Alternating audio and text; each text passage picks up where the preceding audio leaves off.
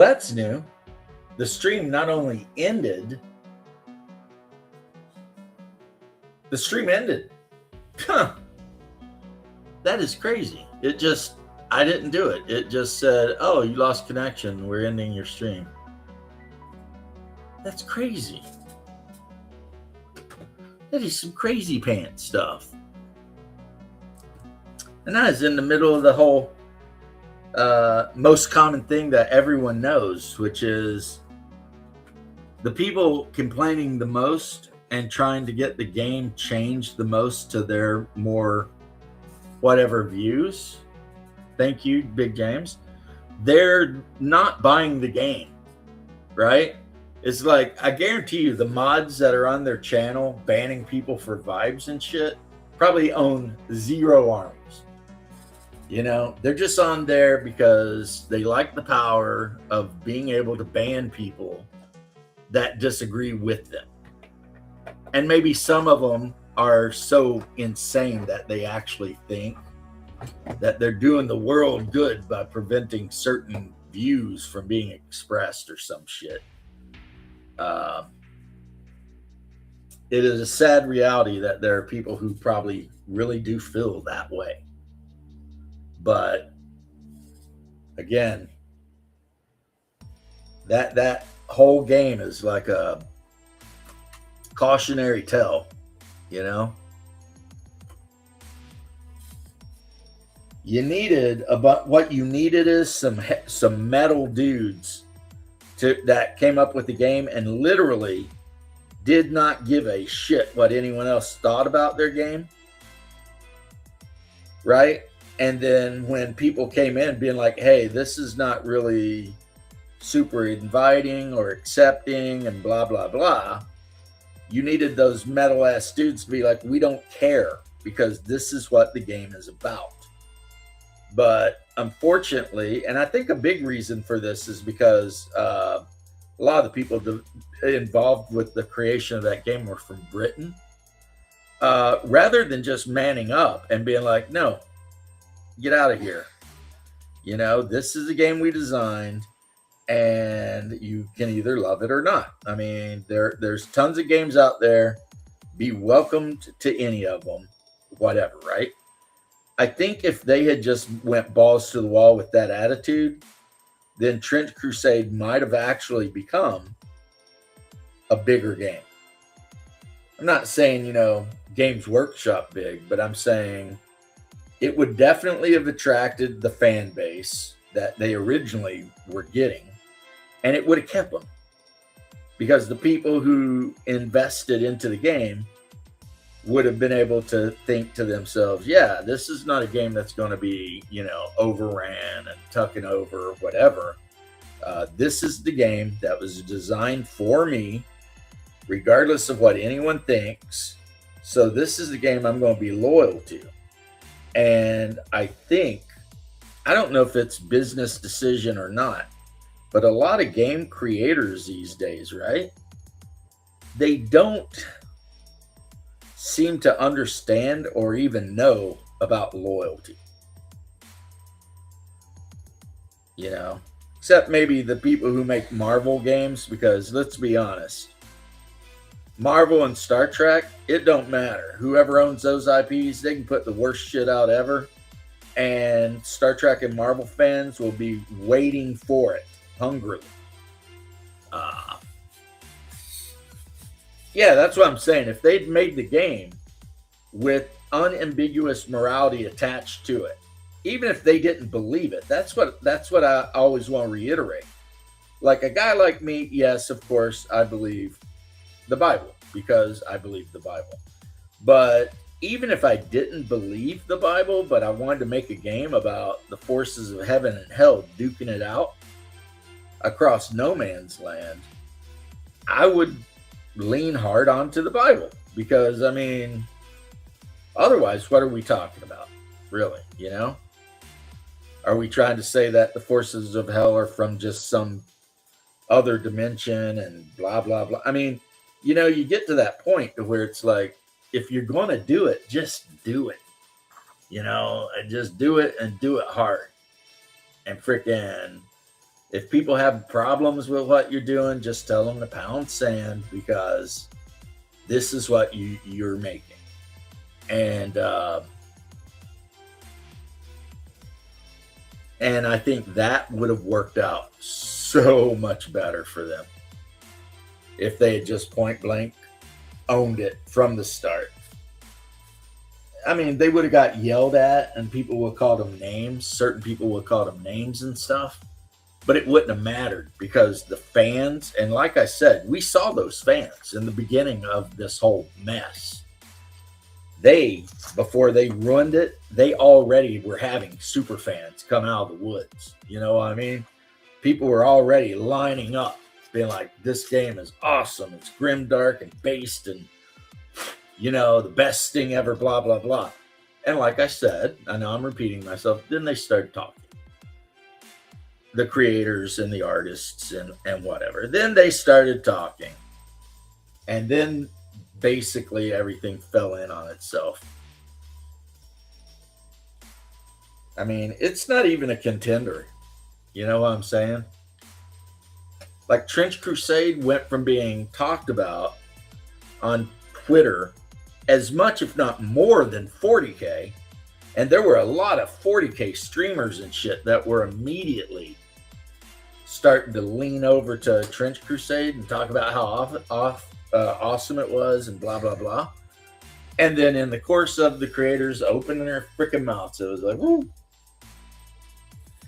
And then a lot of people knew that it was going to be a farce when they stopped posting on X and said they would only post on Blue Sky.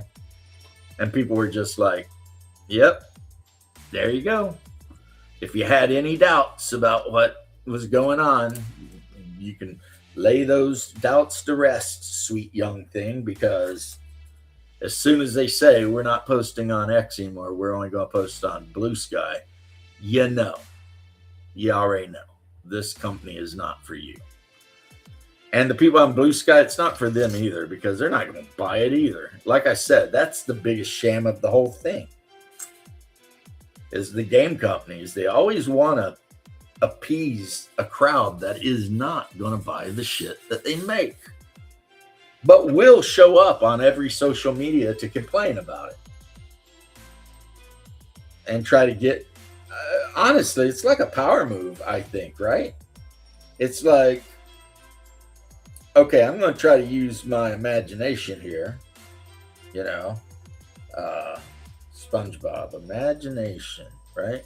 Let's say that you're the kind of person that's actually kind of a total loser, right? Because of choices you made in your life. Maybe you went to college and you decided to, you know, go all in on getting shit ton of loans so you could study gender studies or African basket weaving or whatever the hell it was, right? But instead of getting a degree in, like, you know, a medical field or science or something, you decide to get a stupid degree. And a lot of people do this, right? So you get out of college thinking that the world is getting ready to just be your oyster because obviously you're super smart because you've got your degree.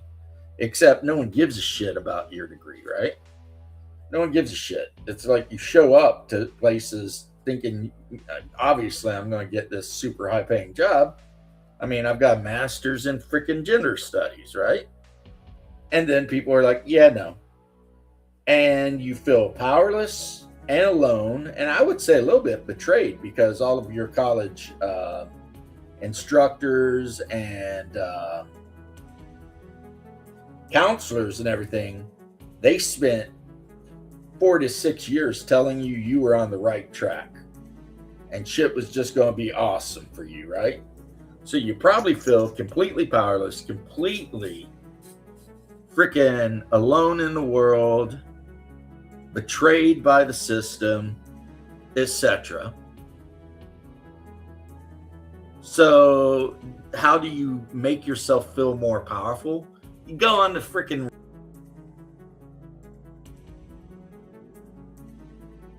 Reddit and try to force random games.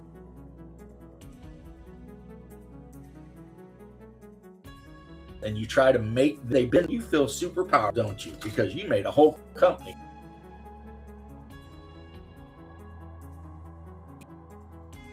Bend the knee to and going,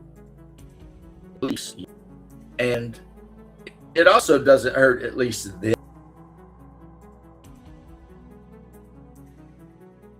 them, that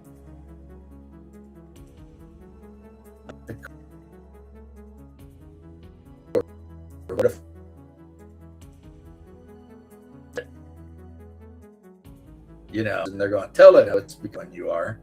And of course, that's that whole time period where people actually cared about that.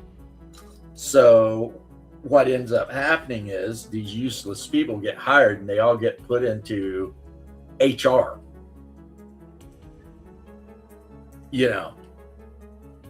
Which is a freaking position that, let's be honest, doesn't even need to exist, really.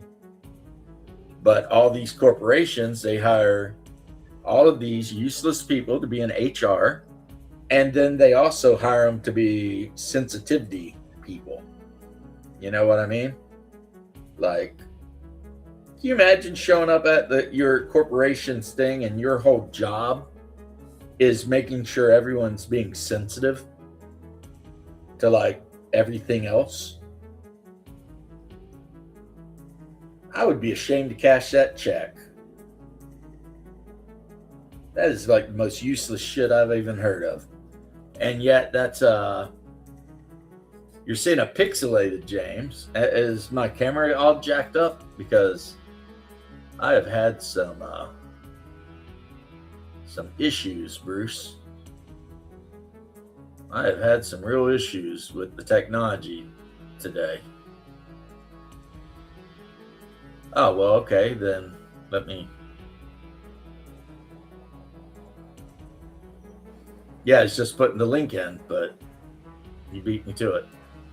Sorry, you had the link up about seven chat logs, 7 chat registers. Homie, the whole program just shut down. I saw. I was getting ready to log on. I'm like, what the fuck?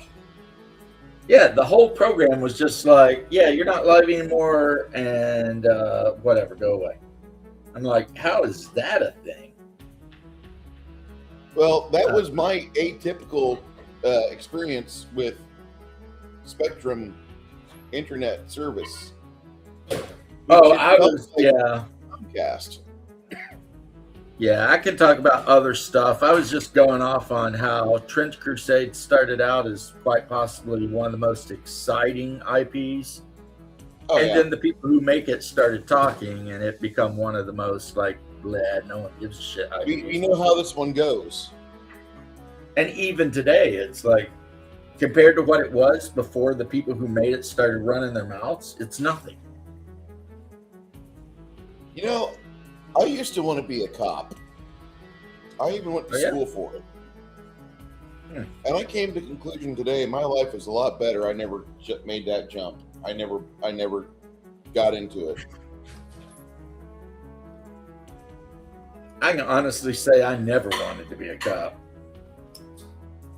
Well, I applied for the fire department, but I failed on the physical because I was running down the stairs and I about went bowling for dollars. Apparently, you have to touch every fucking stair. And I said, this is stupid. Yeah, they get weird about that. And they're like, well, you don't got to be a firefighter. I'm like, you have a pretty shitty attitude towards new recruits. Bye. And I just fucking walked. Yeah, let me tell you something. I was kind of an idiot. So when I decided to go to Fire Academy, right, I had not pre-trained or anything. I just showed up and passed all the paperwork. First time they made us run up that tower and the whole, you got to touch every step, blah, blah, blah. Oh my God, I thought I was going to die. I went bowling for dollars. Like when I got down to the bottom, finally, like my legs were rubber, man. I was just like, I remember having some doubts there for a moment about it, you know. I remember thinking, is this really, like, really for real? Is this what I want to do? 20 years ago, I held a plank for 3 minutes. I was fit. I was 170 pounds. I was dense, but you could see defined muscle. A six-pack was under the shirt. Not a six-pack of beer, like I actually had abs. Right. 20 years later, I'm 50 fucking one, and I look like melted ice cream, or like this yogurt that I'm eating. Hey, who doesn't love yogurt? I'm eating the yogurt so I can explode later. So I'm trying to pass all the parasites out of my body. Oh, because you're lactose intolerant, right? Not just that. I'm not lactose intolerant. It's just I had yogurt, and I'm like, I really don't like yogurt. Let me put fruit in it and make it taste better. And after I put the fruit in, I'm like, well, I wasted my fruit. I should have just ate the fruit and thrown the fucking yogurt in the toilet. Or gave it to a friend of mine. Here, put this in your septic tank. It's got enzymes. You'll be good. It does. No. It does have enzymes. You're not wrong. What you really need to do is put a gallon of buttermilk on your sidewalk on a hot summer day like today and leave it out there for about a week, and then uncork it and put that down your toilet, because all of those enzymes are going to be just happy, and your lateral fields will sing. It'll be like as clean as Carrie Fisher's nose when she was alive. Yeah, I don't think I want to do that. Hey, Timmy. I just got back from Glasgow. Okay. Yeah, that was fun. It's never fun whenever you have to go out in this area after a really bad storm. No. Did you say Glasgow, Scotland? No, not Scotland. Glasgow, Kentucky.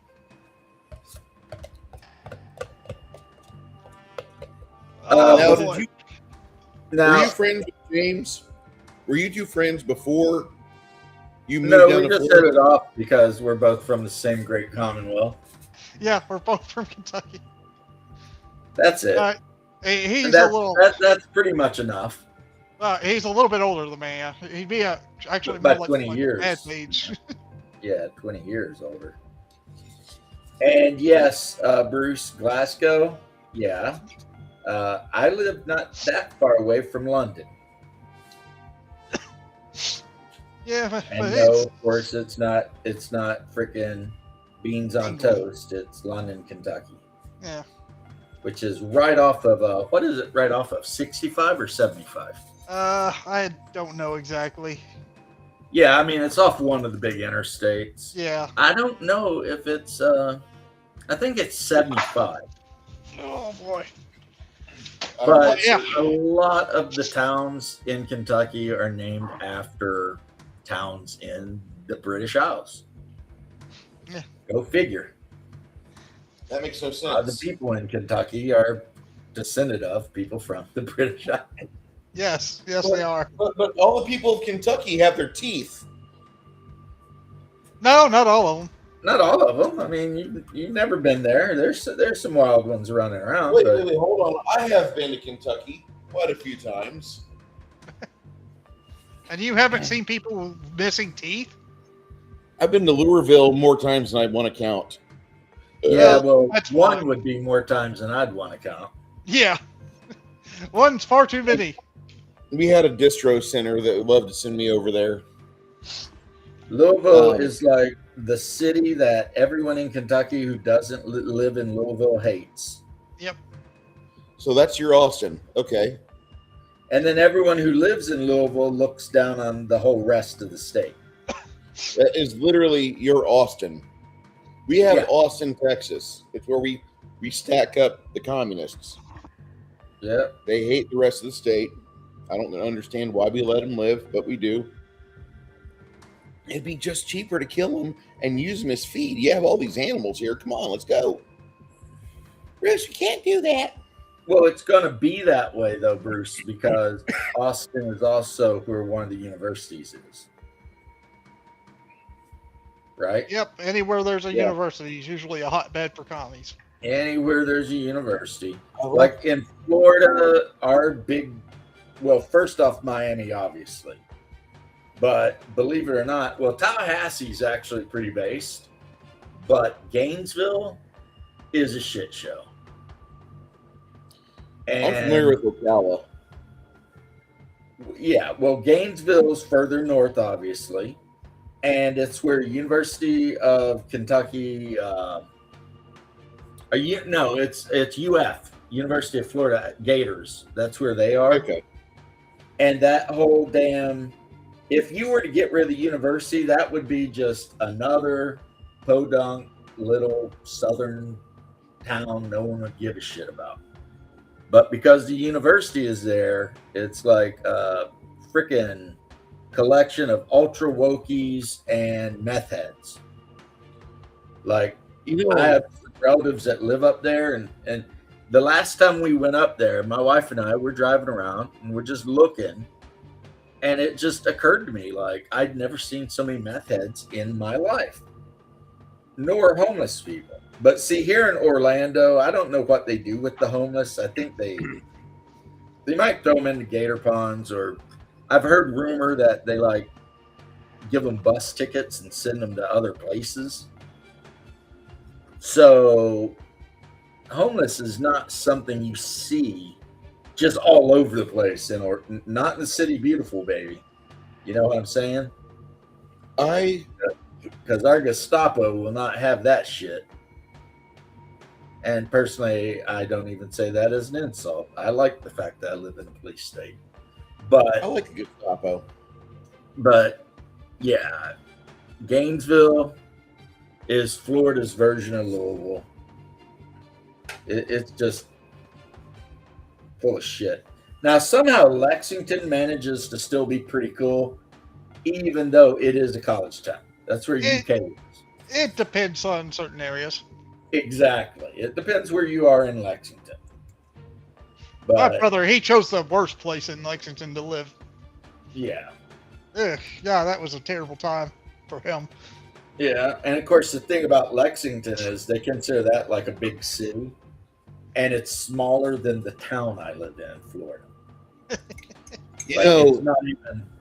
It's like the biggest city. Like, okay, the town that my mom likes to drive through all the time when she goes shopping is Somerset, again named after a British town. And Somerset's total population, I think, is like 12,000. I live in St. Cloud, which is a suburb of Orlando, and we got, I think, around 70,000 people in a suburb.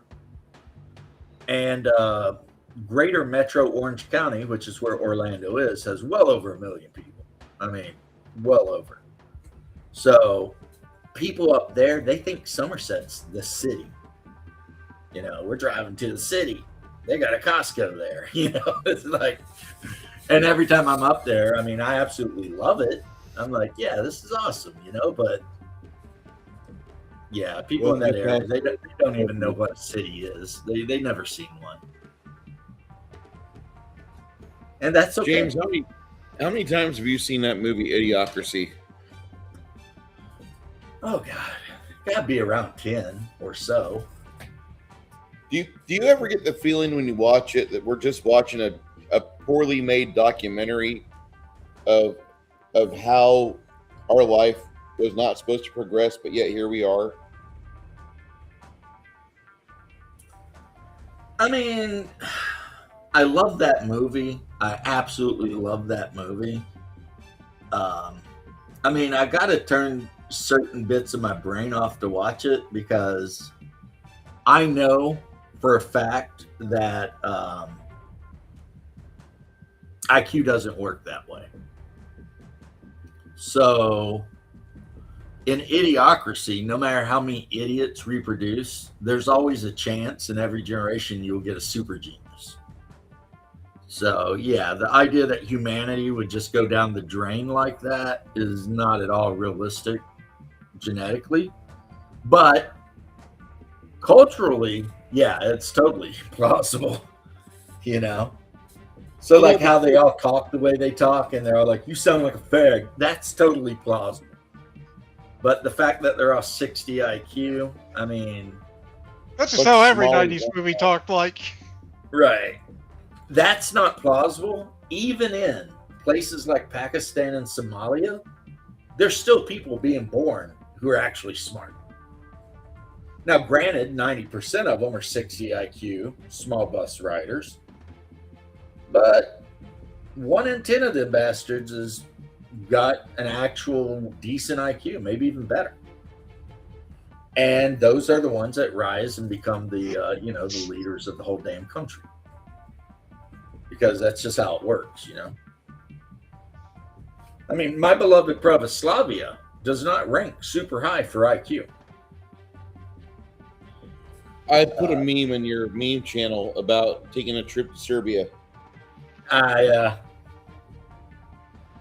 Eastern Europe, for whatever reason, tends to lag about 10 IQ points behind Western Europe. I don't know if that's ethnic or just education or whatever. But play board then games? again, you have to remember, though, that Eastern Europe's also where Nikola Tesla come from, Tolstoy. So, yes, while your average Russian citizen has supposedly got a lower IQ than your average American citizen, it didn't stop super geniuses from being born in Russia, as well as in America, though. Have you ever played that game, Red October? Or Red November? No. Okay, Is Red that the one that November. has super hot, like robot chicks? No. I saw a whole thing on that one. think that's called Spank. Space Pirates, Amazon Ninja Cat Girls. Spank. No, it was a thing about after a nuclear war, but there was these 2 Soviet-designed robots that were super well built, and they had their hair done up in the typical Ukrainian style braid,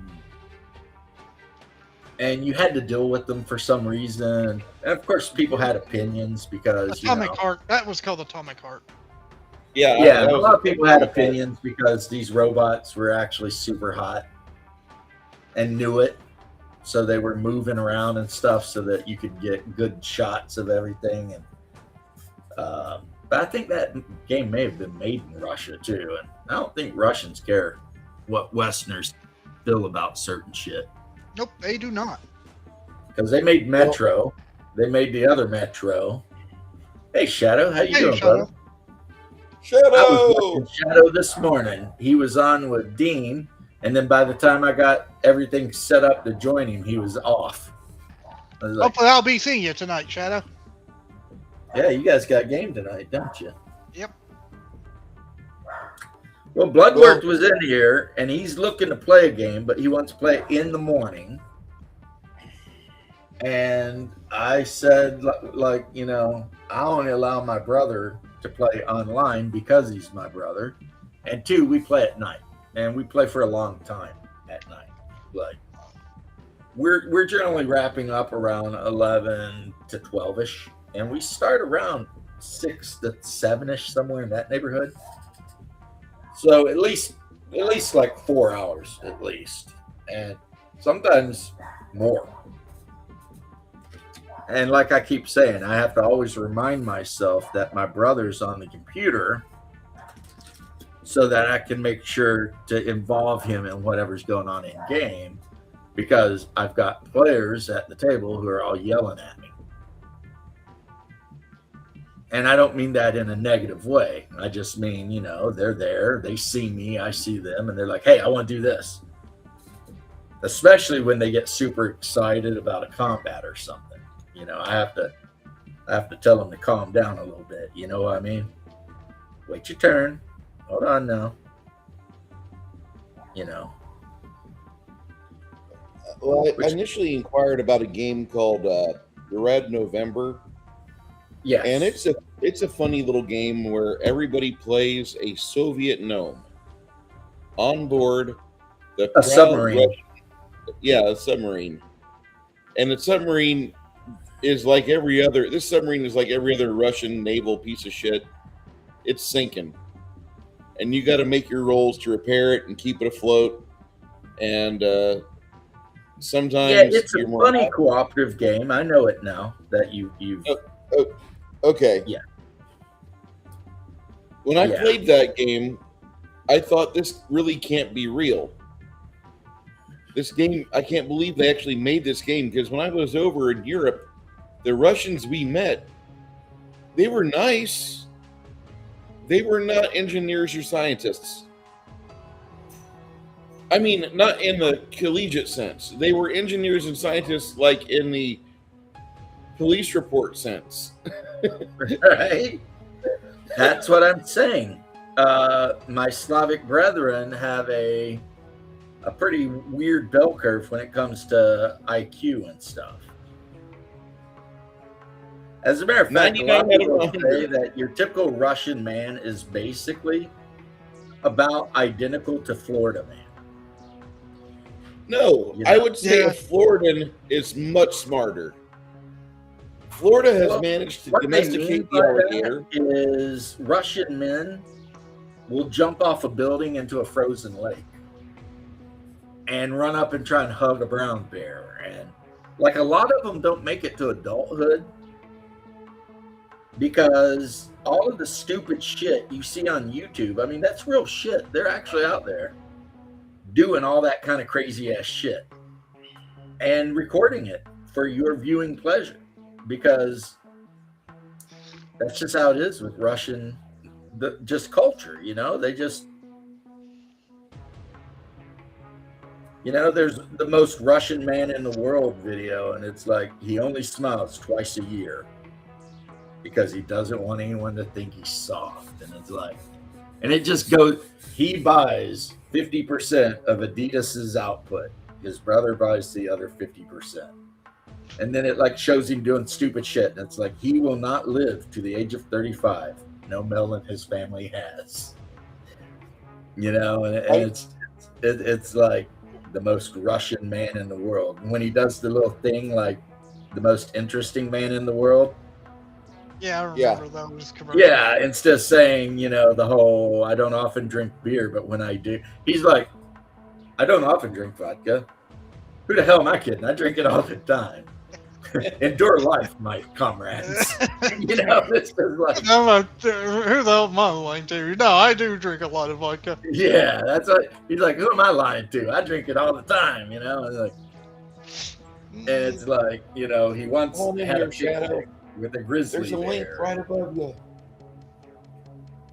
Sorry, I was side chatting to Shadow, trying to. Oh no, Shadow's probably getting in the right mental space for game. The game. Yeah, you guys that play online, I'm impressed with you guys because I can't do it. Look, I have to, or I just don't game. I hate it. I absolutely hate it. I have a home now. I have a place. I have tables. I have chairs. I can move my paint station. I can get another folding table.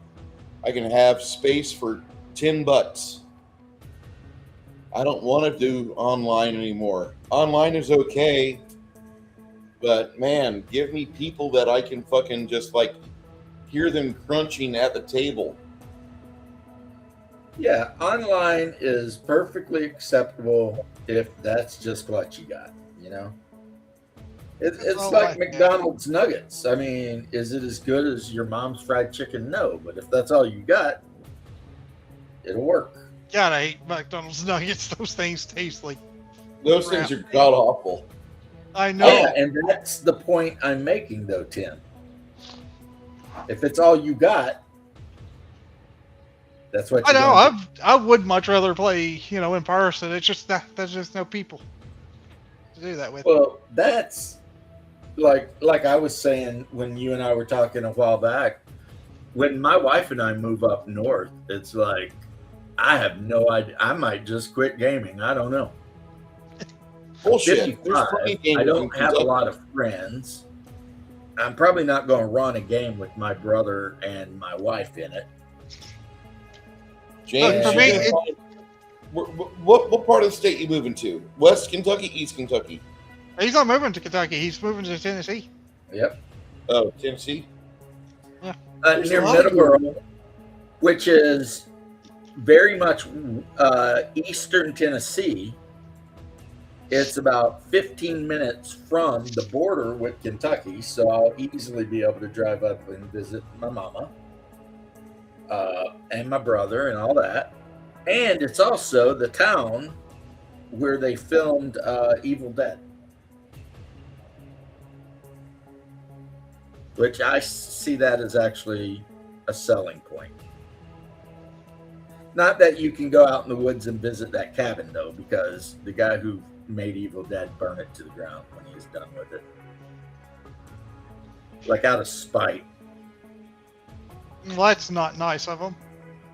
Well, apparently they had to stay in it during the filming, and it didn't have running water or heating or insulation or anything like that.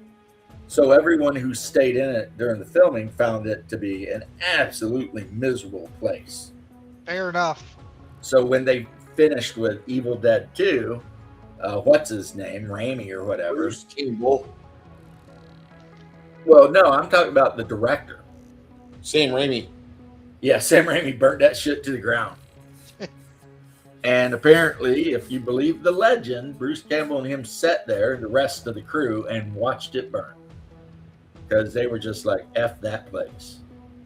Fair enough. You know, they really hated it like that bad. They hated it that bad. That they're yeah, we're burning this shit to the ground. When we get done watching all the Clint Eastwood movies, it should be about October. So Janet's going to watch Evil Dead 2 for the first time. And has she seen Evil Dead 1 though? No. She's going to watch them both. And then Army of Darkness. I think she'll like them.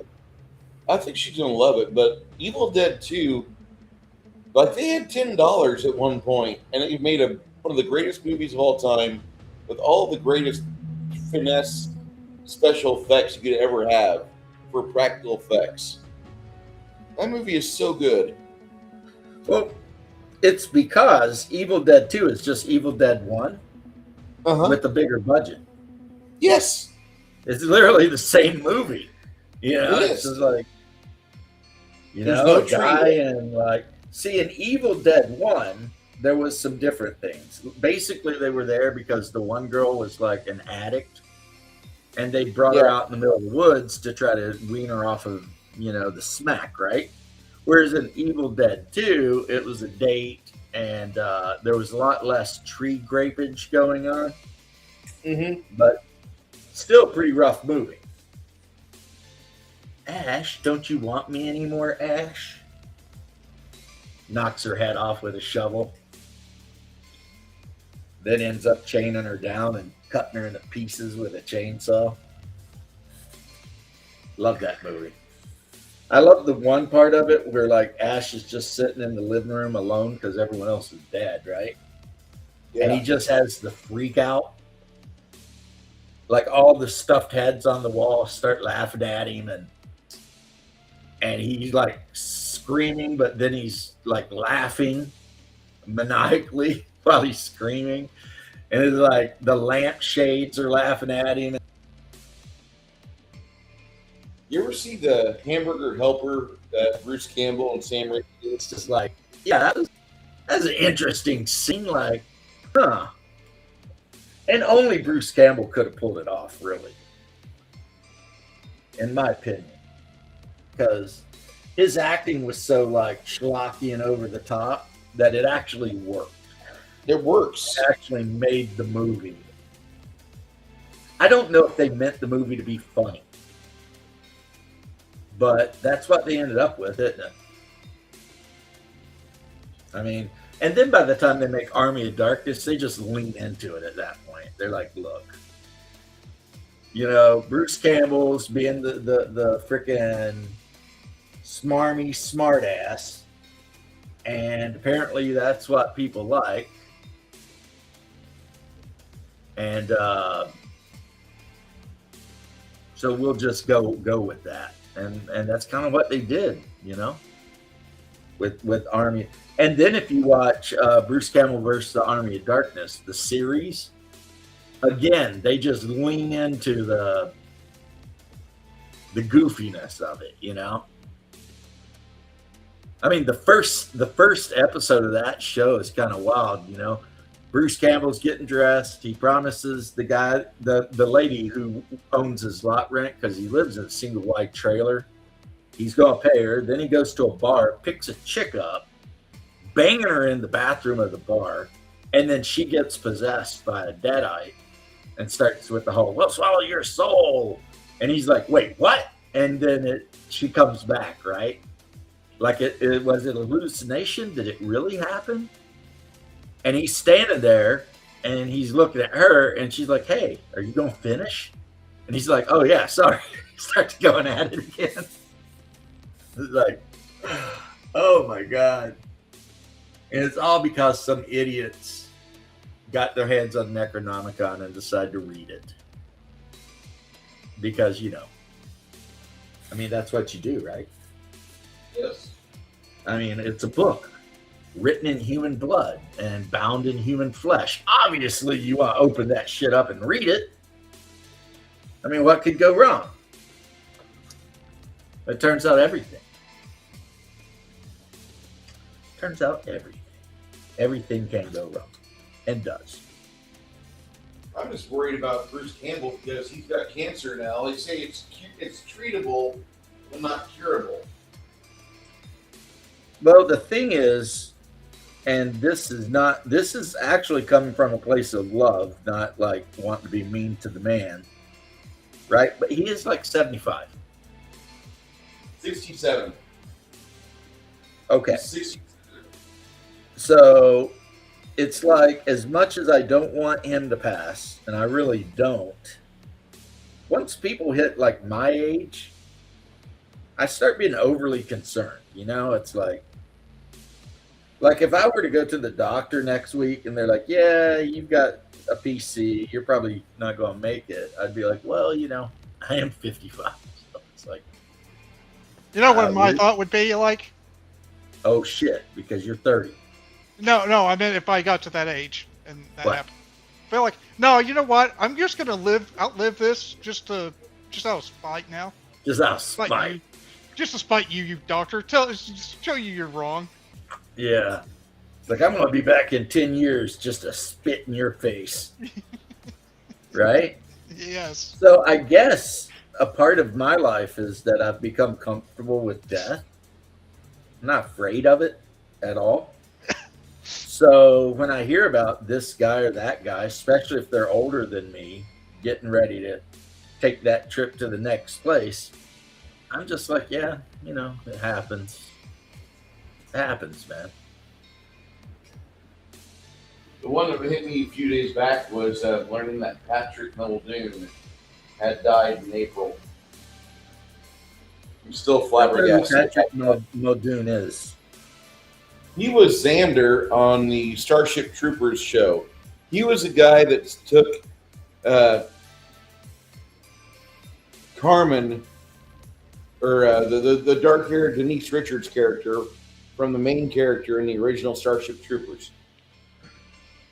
Oh, the one that got like his brain sucked out by the bug? Yeah. Yeah. Yes. The only reason I remember that is someone posted a freaking meme. Yes. And it's a picture of him getting his brain sucked out and it says, "Thanks for the memories" or some shit. Oh my God. And it's a statue you can actually buy to decorate your house with. And they did it all kind of cutesy looking, but it's still him standing there with the bug sucking his, and like, you know, like, that's pretty odd. Yeah, that guy, I didn't know he died because I didn't know anything about him after that scene because I don't remember seeing him in anything else.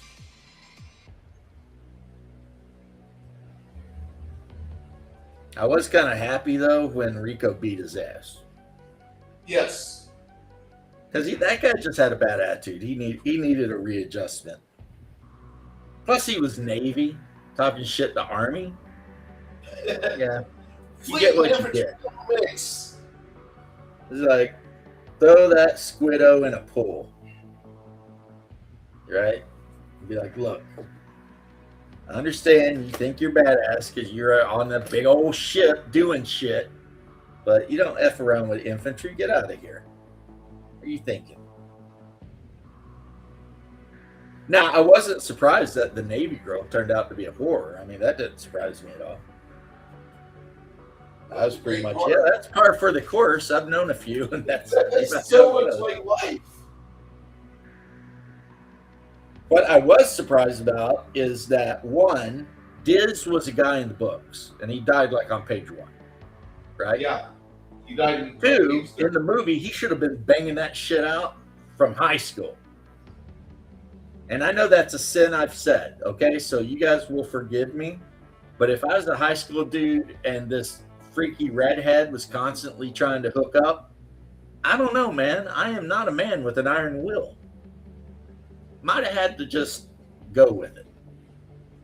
And I'd have kept her too, because I know me. I'd end up, see, the story, if it were James and I had been actually in Chicago, not where they say they're from. They're actually from Chicago. If it'd been young James, high school, getting ready to go off to the military, hot redhead, how the story would have worked out is she'd have had 2 kids and I'd have had to join the army just to pay the child support. That's the reality of it. That's pretty much how that shit would have worked out. But and what's her name with her walleye catfish looking ass? Yeah, I wouldn't have been interested in that at all. I'd been like, nah. Oh, James not liking a Navy girl. Consider me shocked. I've dated a few. They've given me a reason not to like them. Not that Army girls are better. I mean, Barracks bunnies. So I don't need any of that either. But see, I cut the redhead a break because he knew her in high school. He could have got in on the ground floor with that. You see what I mean? And maybe built something out of it. In my case, probably child support. But you know, whatever, right? So I cut him slack on the fact that he did hook up with her, but I'm always going to think he's an idiot for not having hooked up with her way earlier than he did. You know, like what? You got to wait till you're on a battlefield and half the people you know are died to bang the hot redhead? What's wrong with you, man? Sounds almost a little gay, man. Sorry. I don't want to be super disrespectful here, but it's like, what are you doing? Like, if I had been dating Denise Richards for some reason, and I don't think it would ever happen because I am not attracted to that woman. But in the magical world where that did happen, as soon as she said she was joining the Navy, I broke up with her ass. And how do I know? Because I did it in real life. I was dating this girl. We were together for 3 years. We were talking about getting married. And she decided she wanted to join the Navy, and I dumped her ass immediately. Like the second she signed the contract to go into the Navy for 6 years, dumped. Cold-blooded. Because I knew. And when she came back, she had a kid.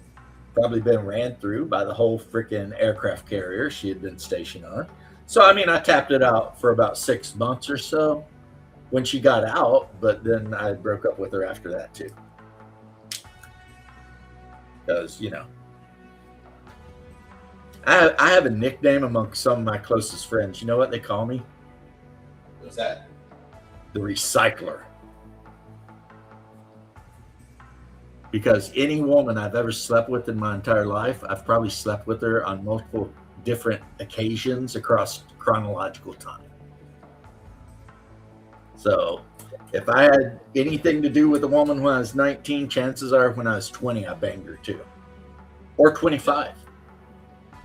And I don't mean dated. I just mean it was just this weird thing. Is like the chick I'm talking about, right?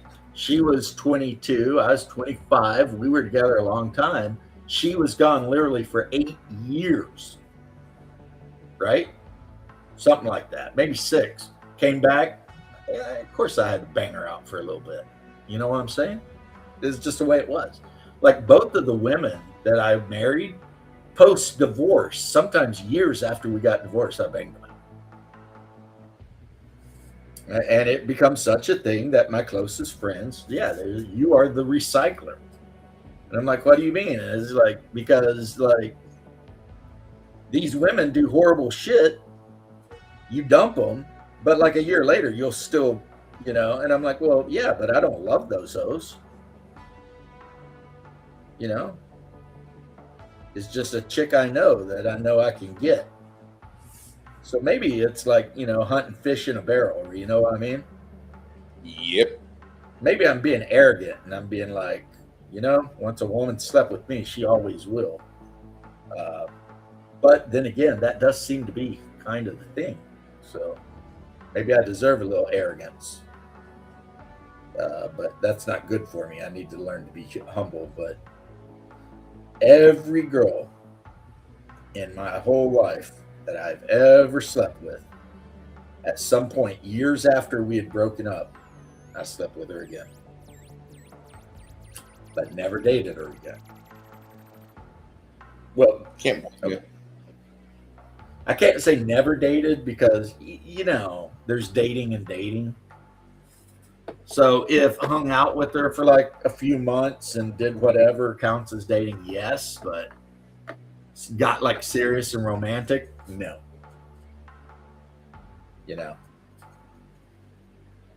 Hell, I slept with my ex-wife years after we got divorced, and I hate that bitch. Like, I literally hate her guts.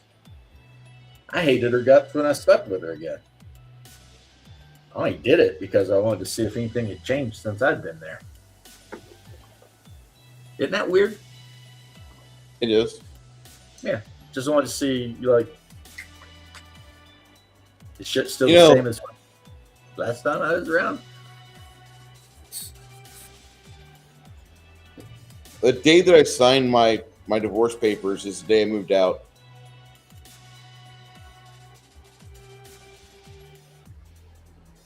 Oh, not so for me, boy. When I got divorced, I knew I was getting divorced. I was gone. I was like, fuck this bitch out. I'll send you the papers in the mail, bitch. I don't want nothing to do with you ever again. I will go sleep on a couch on behind a. I'll sleep on a freaking cardboard pallet behind the 7-Eleven. Actually, for real, what happened is I just went to my brother's and was like, "Hey, man, let me crash." And he's like, "Oh, sure, man."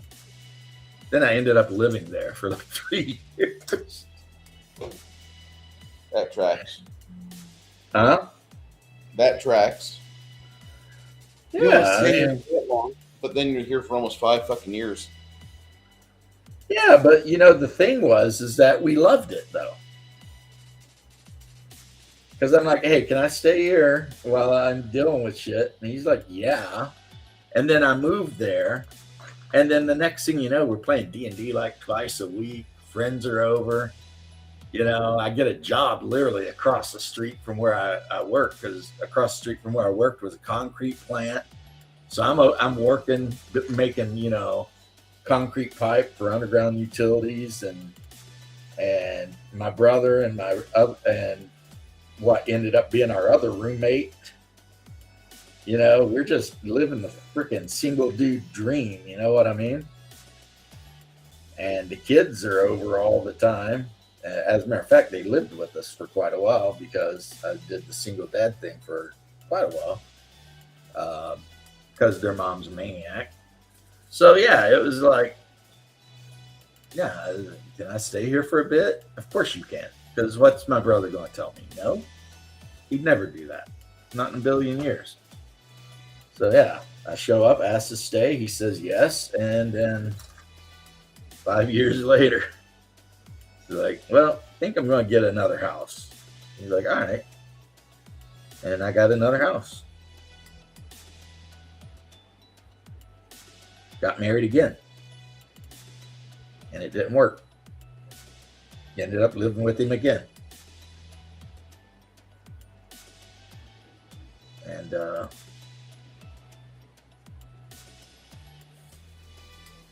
Had a great time playing D&D.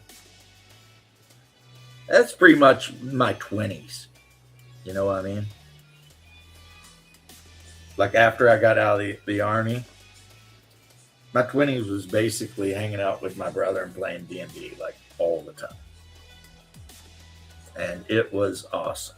And I would not trade it for anything. It was, yeah, super sweet.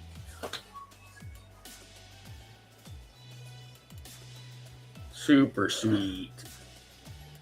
And my bro Tony, who keep trying to get him to come back over and play the game, but since we moved from Sunday to Saturday, he won't do it because he plays DDO on Saturday with some of our other friends. And I'm like, F DDO, man, come on. Move that shit to another day. And he's like, I can't.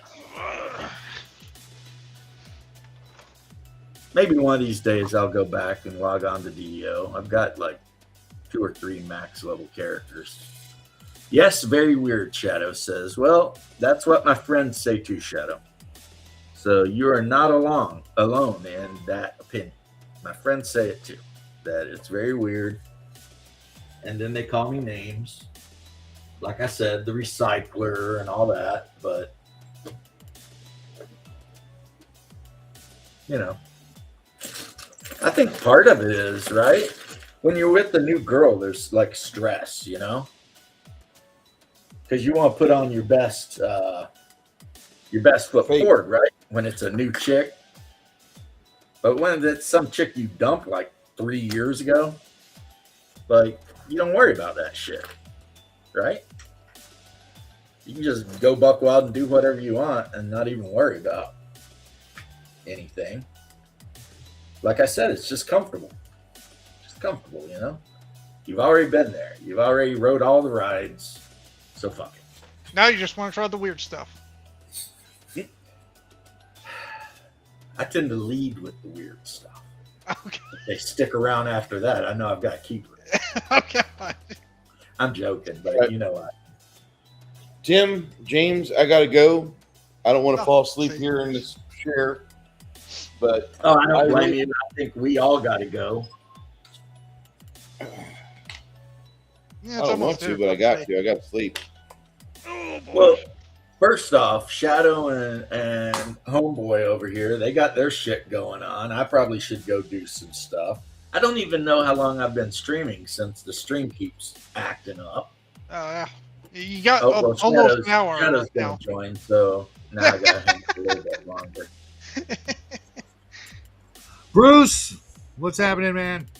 Yeah, Dude, I was just getting ready to wrap up. I know, I saw that. Getting get fatigued some here, rest. and I apologize. You guys take care. Have a good day and have a great game, Shadow. I will. Thanks. I hope to see you Thursday. Oh, not this Thursday, next Thursday. All right. It's all about, go it's Nerdy all Ogre's about game. the attitude. Yes. Cool.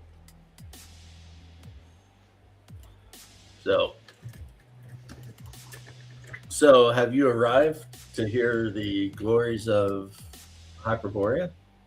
No. Do you have a minute for me to explain to you The sacred texts of Hyperborea? the sacred text of Hyperborea? No. Just Are you sure? I mean, I'm 100% positive. you too could be saved from bad role-playing games. All you have to do is accept Hyperborea as your Lord and Master. Yeah, not doing boy. that. Well, then you're going to end up having to burn in non-Hyperborea hell, I guess. Oh, gee, whatever shall I do? I don't know. It don't sound like fun to me. I mean, you're making light of it, but Yeah, I already have a Lord and Savior, and I don't need another one. And I'm pretty sure when you pass away, you know what's going to happen is you're going to go to this place. It's going to smell like nothing but BO, and you're going to be forced to play 5e D&D nonstop. Dude. And not the 2016 edition. It's just, it's going to be the newest edition with like the trans beholder on the cover. and that's just going to be your fate. And you No, will no, have it's not. No, no. it's not. You will Because have I have no. an open eternal invite to the world of Kaz, also known as Arduin, and I'm pretty sure I'll be just fine and in good company. See, the thing is, what you don't know, because you're from California, is you're literally talking to a prophet. And I know what's going to happen. You know why? Because the big guy talks to me. And he tells me, James, go forth and spread the word. Hyperborea. I'm blaspheming a little bit, but anyway. You think? I do, but you know what? I'm okay with it, though. Well, that's the worst part. No, it's not, because I believe that the big guy probably has a sense of humor, and he knows that I'm just effing around with you. So Yeah, I he's like not going to hold me to the fire for BSing around with a bro. That would be insane. God is good, and a God that would punish me for that would, by definition, not be very good. Or at least, No, that's the one thing we know. God is good. right? No, I was going to say Anything something else. but good. I don't know if you saw my video this morning where I popped open my Dungeon Dwellers Kickstarter from Reaper Miniatures. No, when I got on, it was just you and Dean were like just chatting, and I grabbed my computer and set it up and tried to get everything working. But of course, today has been a day of constant technical bullshit. I mean, my homie Timmy can back me up on that shit. Yeah. Like my computer has just been deciding to tell me to F myself right in the face. Maybe you just need to get a new Linux computer. I need to get something, Tim. I need to get something because this shit is not working out.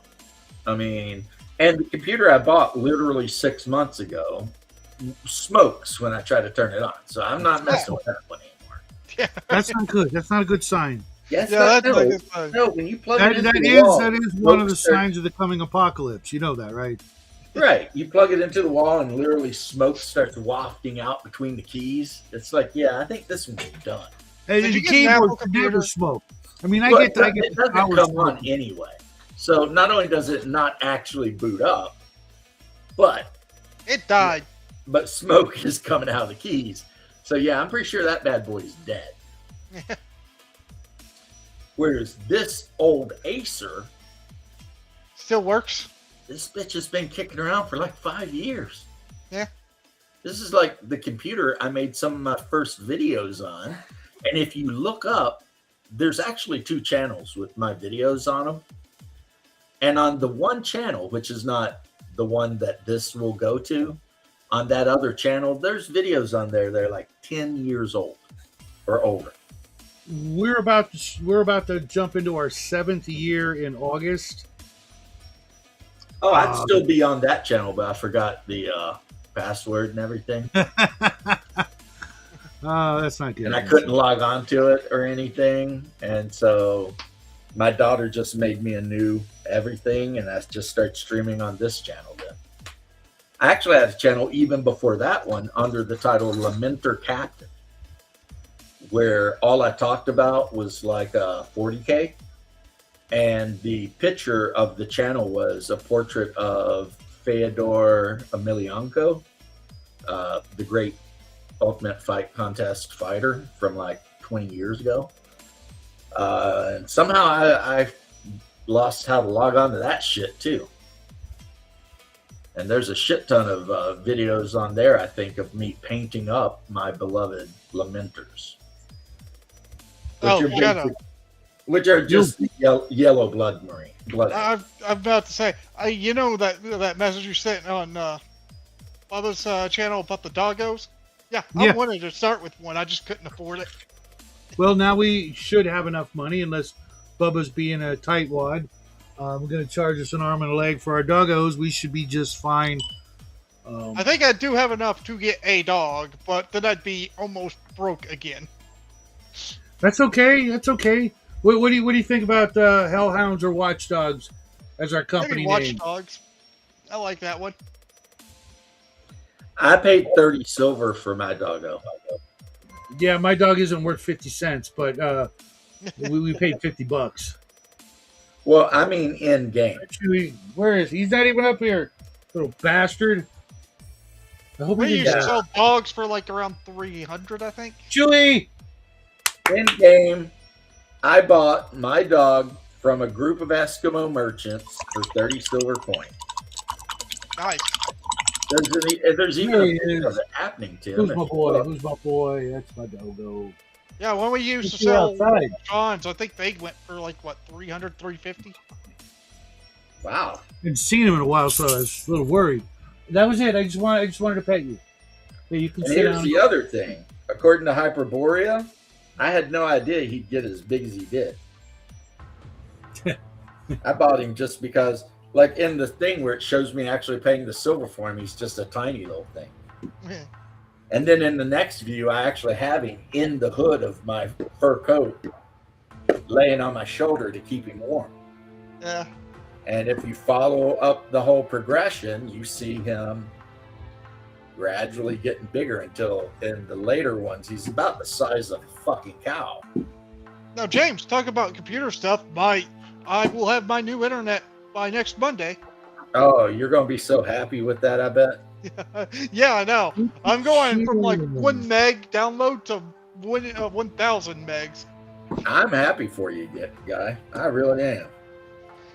Oh, you're kidding me. I wish my parents would do something because every time I call them, I get about 5 minutes to actually talk to them. And then it gets all like robot sounding and laggy as shit. And it's like if the weather is at all not perfect when I call them, it's like, yeah, you're not talking. Don't even, don't even think you're going to talk to your parents today because, there's clouds on the mountain and therefore technology can just go get bent because, Yeah, that does like it. And they've got Spectrum, same as I do. And hell, down here, our Spectrum sucks balls too. And Yeah, you've seen it. I'm wondering multiple because times. I'm wondering if that's the company that bought off Windstream because I we got don't know. like Kinetic now. I think that's what they call it, Kinetic. I'm not sure what that whole deal is. I think Apple said they were putting in fiber optics. And the wife and I have been talking about maybe looking at doing the switch from Spectrum to Apple Fiber, which supposedly is in our neighborhood available. Okay, Will now, it be Kinetic better? is- I don't know because part of me blames Spectrum, but there's another part of me that blames Restream. You know what I mean? It could be Restream. Yeah, nerds. You're a nerd. Yeah. But yeah, I gotta say, as soon as this comes in, we get fiber optic. That's really so. good That's what I'm fiber saying. optic. We may be getting fiber optic too, but And not from Apple. Ours is from this company called NCTC. well, I mean, But they seem like a good company, and as long as it's good, man. What's up, Hungar? Hunger of the hill people. That's a song we used to sing sometimes to just piss off the chicks we were hanging out with. My buddy Marcus would always bust it out. And it's the man song. It starts out with the whole men are better than women. And we'd all be singing it in the middle of the field, and all the chicks we were James, that's sexist. dating or trying to date would just be staring at us all pissed. No, James, that's sexist. And you know what? I'm not sexist because sexism is wrong. And being wrong is for women. And being wrong is for women. Exactly. Man, I could swear I've seen that on a shirt somewhere. Yeah, I have one. Yeah, I'm still waiting for a shirt in the mail. Yeah, the lives in has its own fiber optic cable, and he means that literally, like one cable. It's Ooh, not you're in even the like big a Winston boy cluster now. or a bundle. It's just like one cable.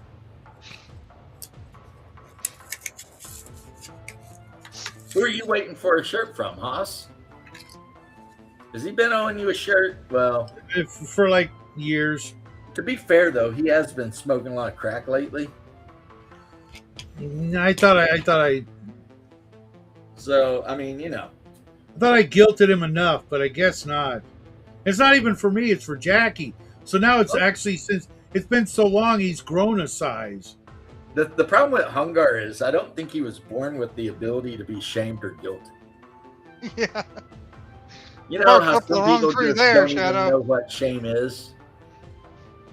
He's one of those. He's just like, You have a Well, better it- chance of guilting your dog to do something. pretty People much. be broken shit. I wouldn't know what that's like. Hell, I don't. I haven't known what that's like in a long time. What, being knock broke? on wood. Let's keep it that way, folks, shall we? A lot of people relying on me, so I rely on you. You keep being handsome. Janet, long time no see. I stopped by your show Friday night, but then I fell asleep because I was so comfy listening to all the stuff. I gotta say, Janet, just because I'm like black pilled and shit, don't go down that road. Just keep doing what you're doing. And he is black pilled. It's annoying as shit. Trying to deal with this guy, being like, But you know what? I had a really good day. I wish that was him barking at Amazon. I got my Dungeon Dwellers Kickstarter Sunday morning from FedEx. I thought Nice. that was gonna, I thought it was gonna be delayed till Monday because, who the hell delivers on Sunday, right? But nope, it was waiting for me first thing in the morning. So I'm painting up all kinds of cool Reaper minis. But dude, I think Reaper minis, Reaper Bones Black. yeah. I think they're all 3D printed now. Some of them are. I got the whole Kickstarter. Most of them were. I had to pry off the supports. I'm like, what the shit is this? I'm not paying for that. Just no, not like $5, $6, $9, $12 for a 3D printed miniature. That's bullshit. We all know how cheap that is, right? To 3D Yeah, print. well, you're not paying for materials. I can tell you that. Right, but I mean, I can go and literally get minis made out of metal from other people that have Reaper packages. Like I just popped open this French made mini that I found. It cost me like $4. It's metal. I've got a crap ton of Reaper metals. They're still out there, but if that's the way they're going, there better be a significant price decrease for 3D prints. You know what I'm saying? Are you kidding? I know. Never go down. You must be. Well, I mean, smoking crack. I can go to any John Q. Public guy with a 3D printer and get shit way cheaper than $5 a piece. You need to go on Etsy. I do. Look at the price of 3D printed miniatures. Some of them are insane. 32 Some of them millimeters. are insane. Yeah, a lot of them they want $8-9 for a figure. Some of them they'll settle for $5, and then that's not counting the $20 of shipping you'll pay. Well, yeah, but that's from Pakistan or some shit. New York, California, because they charge you a shit ton because they got to pack the miniature super well to make sure it don't shatter to pieces on the way. The new Right. Reaper miniatures that I think are 3D printed because they do have, like you said, supports. Mhm. I've gotten quite a few of them, and they seem to be very sturdy. They seem to be okay. Well, last night I was taking off the supports off of where the shit is it?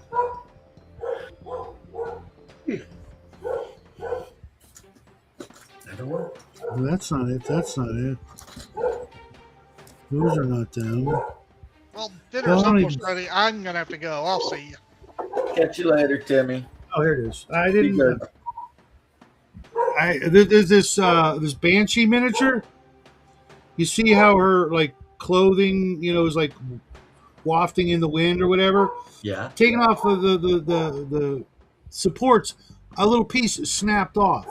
I mean, like a really thin piece, but it was like a scarf, if you will, and just snapped off. And I'm like, but then some of the other ones are like quite bendable, that are, obviously 3D printed as well. So I guess it just depends on maybe the curing process or what formula they used, or maybe it was I don't brittle know. for some other.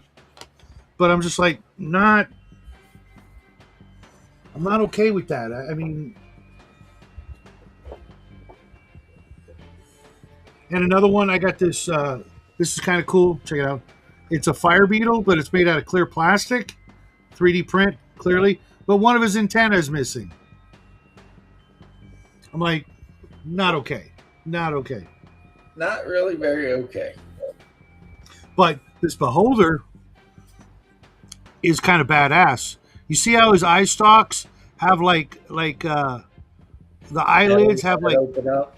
they can literally grab shit. That's actually innovative and genius. If the eye like sort of recedes as it's grabbing some shit, so it technically now has manipulators, tentacles that it can grab shit with. That's kind of cool. So Can't do you got to nothing. go with that, I guess. I don't know. Trying to look at it half full, but For me. I mean, can't do you nothing think of for it- think you, of the- man. That's the way the ball bounces, G. if your beholders could do that, think of how much more shit they could get away with. Instead of just using their eye beams, or their Yeah, but telekinesis. don't they also get like telekinesis? Yeah, that's what I just said. But picture this: you've got a beholder, you roll him up in his treasure, and lo and behold, there's a freaking wand of fireballs in there, Uh-oh. or some other crazy wand like a wand of conjuration. So he hears the players coming down the hallway, and he starts freaking monster summoning 3, monster summoning 5, monster summoning 6.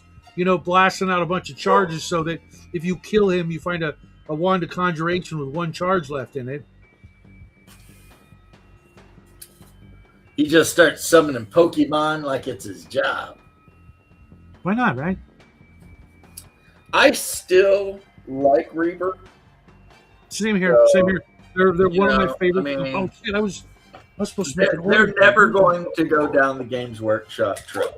Don't worry about that. Well, they can't as long as they keep making metal minis.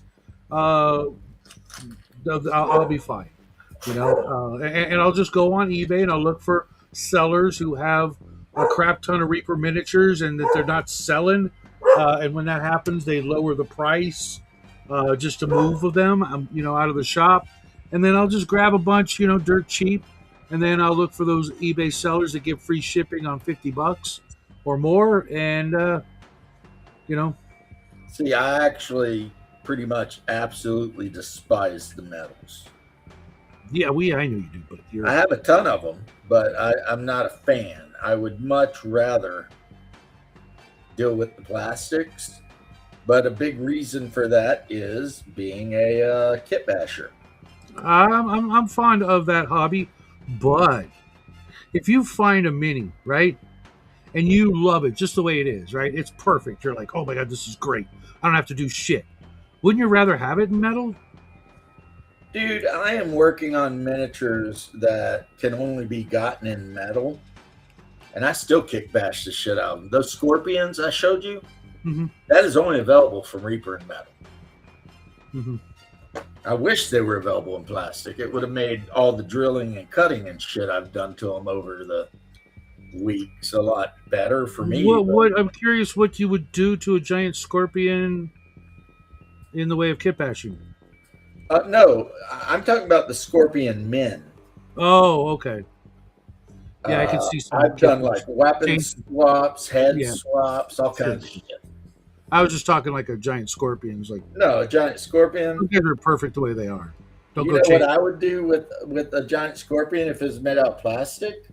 I'd find a good, nasty looking humanoid like a Chaos Warrior or something, and Mhm. I'd shave the front face off of that scorpion, and I'd cut the torso off the Chaos Warrior, and I'd mount him on that scorpion so that he Mhm. would be a Scorpion Man. Yeah, but there's something just awesome just about a good old fashioned giant scorpion. You Oh know? no, I've got multitudes. Yeah, same here. Not only from Reaper and other producers, but also from like Hobby Lobby. Hmm. Yeah, And I've got one that I'm really fond of from Heritage Miniatures. I've got several of them, uh, uh, but I don't fuck with them because if I put them on eBay, they sell for about $150. see, this is a Hobby Lobby giant scorpion. I haven't painted yet. Or I anything. think we had one of those. I don't know where it is. Where? Speaking of where it is, Well, they came in a pack of 3 for like $9. I was like, yeah, that's about in my range. I was watching this guy on YouTube.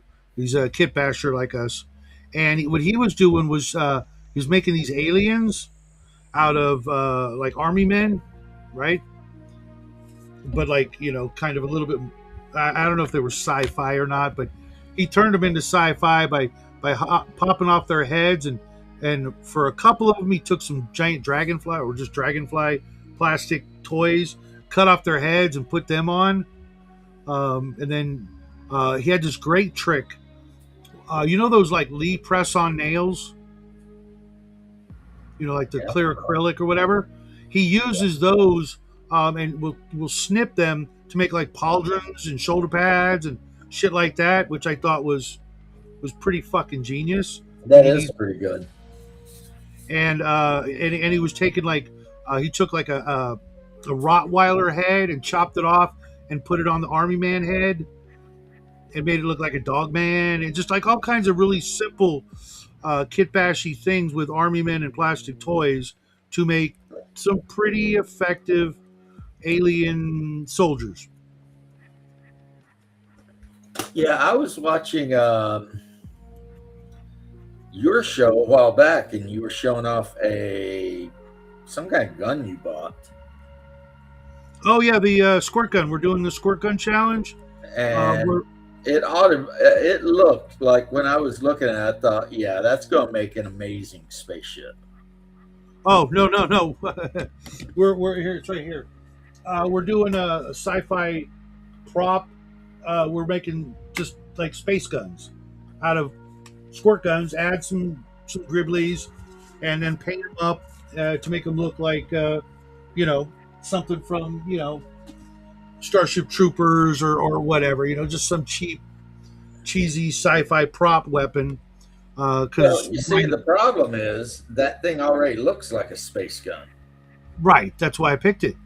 And I'm looking at it and I'm thinking, if you cut the trigger down and the thing in front of the handle and you flipped it upside down and you start doing grip like guns and shit down it and stuff, that thing would look like a badass, like some kind of cruiser or something. It would be massive, but 28 mil scale wouldn't be massive. But for other games, it would be like freaking like Zentradi scale. Exactly. But unfortunately, I don't play too many space games like that. And Jackie is always needing props for his videos. So I'm like, Right. let's do that. Let's make a gun, a sci-fi gun. You can use it. But you know what? When I got it, it was the only one. It was the last one. I was kind of bummed. I would have bought like 3 or 4 of them so I could do all kinds of different shit because it is so unique looking, or not really unique. It kind of looks like my Tavor TS12 semi-auto shotgun, but it came with this little tag on it, right? And it specifically says modifying it to make it look like a real gun is against the law. I'm like, oops. Well, I guess I'm going to be breaking the law. I mean, it's going to still have the Well, it's not going to look like a real gun. It's going to look like a sci-fi gun. right. But I mean, I could see how if I painted it just right and covered up the clear green shit, it would look like my Tavor or like a bullpup or something like that, So I kind of get it, but at the same time, I'm gonna, see, it's got these clear green panels here. Right. That as is, so it looks more sci-fi. We might even light it up so that, like, when you're just holding it, it's like blinking and shit. Yeah, put some like little LCDs in there or something. Yeah. And You could do a lot with that. yeah, and the challenge is, nothing over $10 in parts and materials except spray paint, because if you're a crafter, you should have spray paint, and spray paint alone could cost you the $10. But Tell you Yeah. what, the name brand spray paint on Amazon, they're wanting like $19 a can. That's crazy. we'll just go to your local hardware store or your Walmart. It's $6. Oh yeah, that's what I do, and I pick up the Krylon for like $4. Yeah, I think that's what I get too. It's for us. It's $5 or $6.99, but we live in California and it's behind a locked case and shit. I'm like, do I really look like I'm gonna go tag some shit? Come on, guys. Yeah, but the other kids, they're gonna. And I'm like, fucking. A little bit. You might be out there tagging shit with like Confederate flags and stuff from your past, Mm-hmm. Drawing vampire runes on buildings so that your other vampire friends know. I don't have any other vampire friends. I believe that. They all passed a long time ago. I'm the last of my line, and if I were a vampire, I don't know if I could be your friend. Well, it's not like I'd drain you for blood or anything, No, I'm saying if I were a vampire and you were a vampire, I don't think we could be friends. I don't know. You being black-pilled all the time about every damn thing. After a century or two of that shit, I'd be ready to just go lay out in the sun. I'd be like, yeah, this guy, he can't find joy in immortality even. I'm just done. Just go a sunbath out on the beach. The whole route to immortality like that is kind of overrated, you ask me. I mean, oh yeah, he's painting steel plates for his target range. Yeah, I bet that does get expensive. Shooting those steel targets. I need to go shooting. See, I go cheap up at the range on the property in Kentucky. We just take some cardboard and draw the target on it with a marker or something and hang it up and shoot it. It's like, I mean, because anything that passes through it's going directly into the side of the hill, so it ain't going anywhere. I ain't got to worry about it. But I do have to admit, though, from range time, there is a certain coolness when you hear the ping. Oh yeah. When you're taking a shot at something and you hear the ping.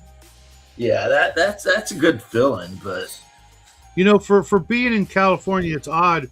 We've got this store, this chain of stores called 308. You heard of them? No. All they sell is, well, not all they sell. Their main claim to fame is body armor. Oh. Right down the street, like on the other side of the shopping center and on the other side is the Turners, they do sell some ammo, and I think they do sell some guns now. But it's mostly body armor and steel plates and targets. Oh. So don't believe everything you hear about California. There's still some, red-blooded Americans out here. Well, yeah. I mean, I remember not that long ago that California had a whole run on guns. Mm-hmm. I forget what had happened, but like California was leading the nation in gun sales there for a minute. Because like everybody and their brother was going out and buying up everything they could. Yeah, I think, well, good for them. Good for you. Go get it. I spent an insane amount of money during COVID on firearms. See, I spent all my COVID money on beer and Coke and hookers. Well, you got to understand. At that time, I literally owned no guns. Oh, Not even one. at that And time I had no coke or hookers. and how much do you have now? None. Alas, that is a depletable resource. Yep. And that is my cue. I got to get ready for Bubba's game. I haven't had dinner yet, so I will see you tomorrow. Probably. Count on it.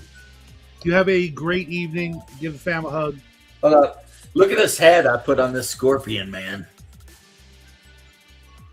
That's pretty cool, dude. That's pretty cool. Yeah, it's like this helmet with spikes, and then it has like human flesh draped over it. Oh, yeah. But anyway, catch you. Take care, buddy. All right. And for the rest of you, because I'm going to leave very soon myself, I am going to take some scrolls and a spell book that I happen to have as a bit from my either the wizards or the flagellants or whoever I got it from. And I am going to be gluing the spell book on my scorpion man and the scroll, and that should help kind of with the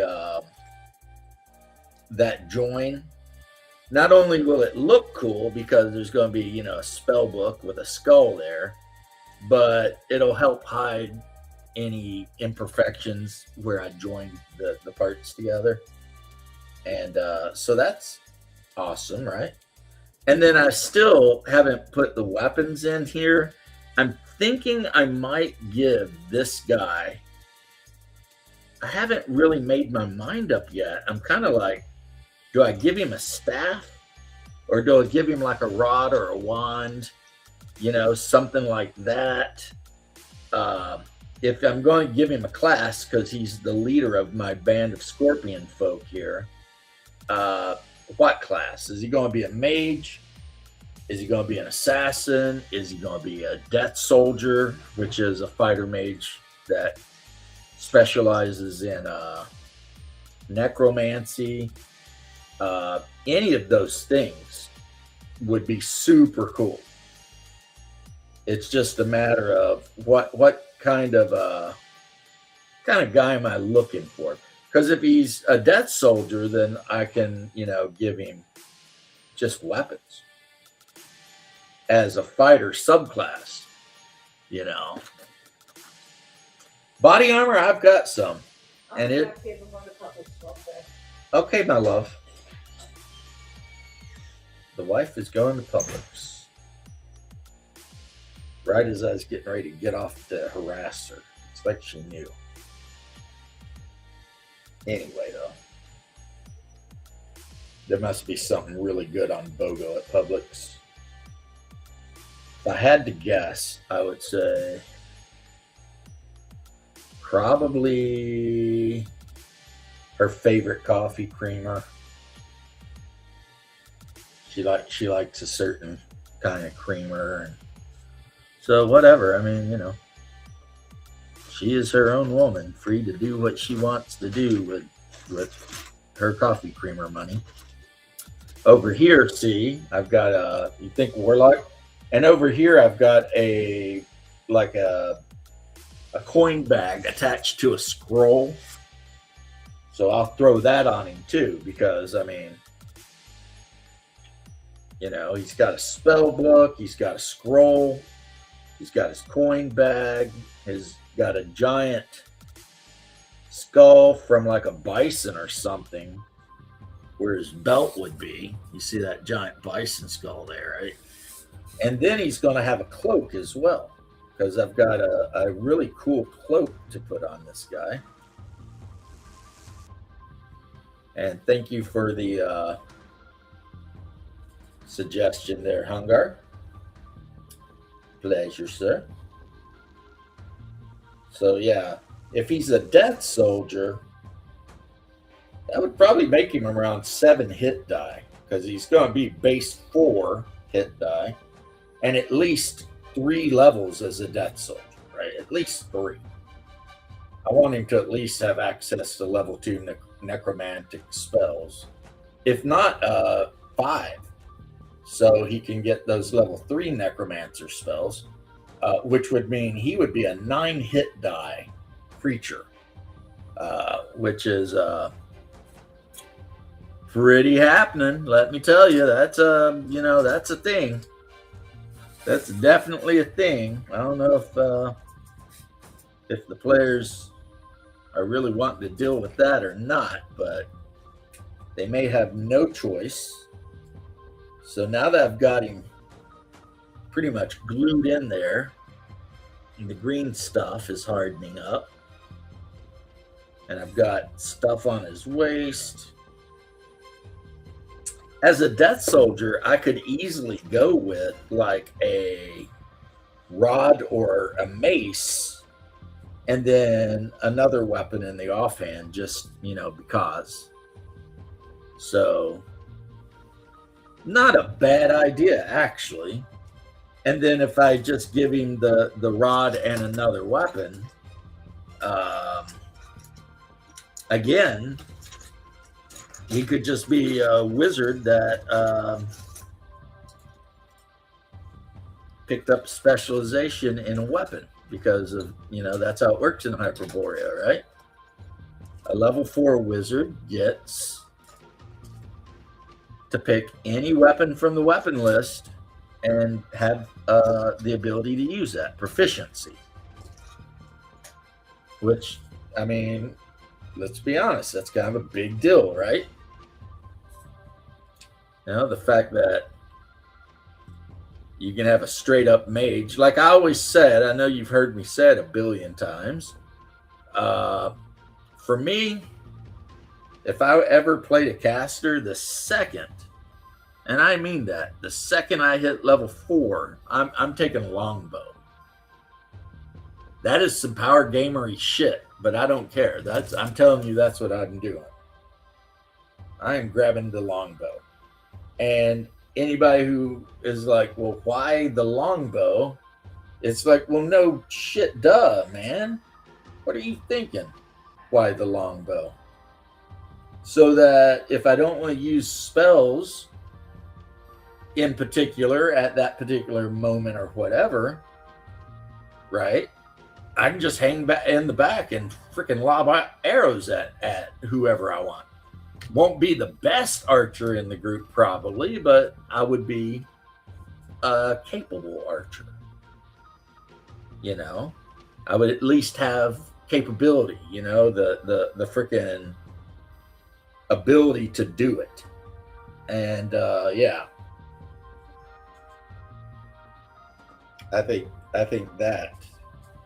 that one rule right there, I think, makes Hyperborea just automatically a better game than any other game. That rule right there, the fact that every 4th level, whatever class you happen to be, you can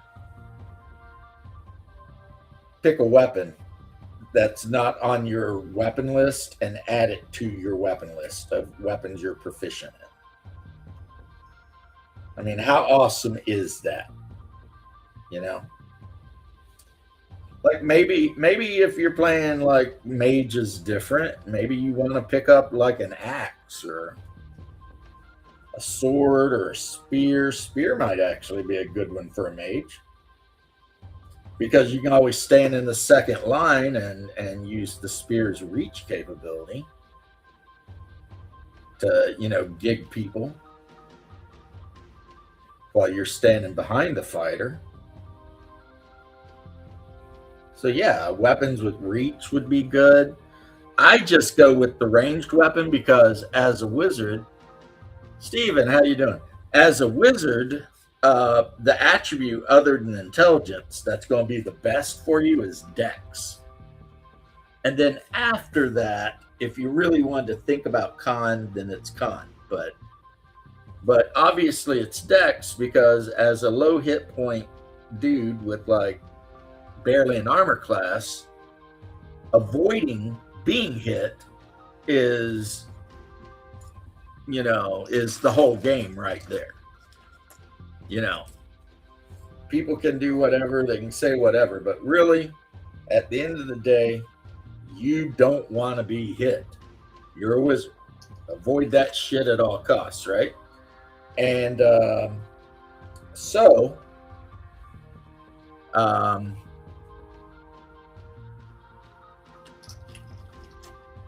Dex. You want to get that armor class bonus as high up as you freaking can, right? And then, because the secondary ability of Dex is it gives you an advantage with ranged weapons, then the next thing you want to do as a wizard at level 4 is you want to grab a ranged weapon. So yeah, if you're doing your abilities, what you really want is max intelligence, dex, con, and then everything else with whatever you can get in it. But that's the order you really probably want everything to be in. You want the highest in intelligence, the second highest in dex, and the third highest in con, typically. And by doing that, you're going to get the maximum number of bonus spells you can get depending on your level of intelligence. If you're lucky, you might get a bonus to your hit points, which is always going to be awesome. And then you're going to get the bonus to dex. And also, as I said, the bonus to armor class. I mean, that's primo OP shit right there. I'm telling you. I mean, that's what you want. Even if you've only got like that +1 to hit with the dex and the +1 to armor class with the dex, that's still top tier mage shit right there. Especially since by level 4, you probably got the ability to cast mage armor. So yeah, before battles, you crank yourself up with mage armor to give yourself an even better armor class. And then you either support with spells or with ranged. Either or. Totally. You're talking options, right? And in any sort of tactical environment, options win. Options win. Right? So you can unload some spells, like I said, and then if you need to drift back and start picking off enemy archers, or hey, imagine you're the wizard and your whole gig is to set back with your longbow and pick off enemy wizards, right? So you can roll in, cast support spells, do whatever you want wizard-like, and then keep an eye out for enemy casters to put arrows in their ass. Again, yeah, that's what I'm talking about, That's some top shelf thinking over there. I'll give you guys that one for free. Just because. That comes right from the mind of the old ancient power gamer me. Right? That is called power gaming, or I guess you could also call it optimization. That is some optimizing shit right there. That's what I'm telling you. Because now you've got a wizard that basically doesn't even necessarily depend on his own magic.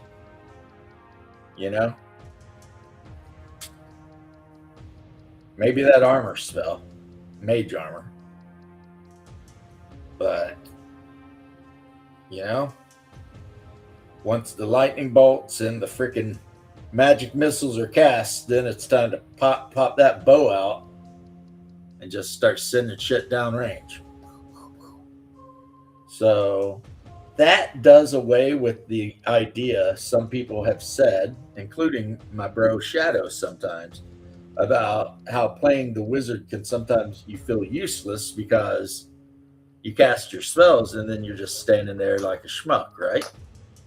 Well, make it to level 4, get that bow, and then you can completely be like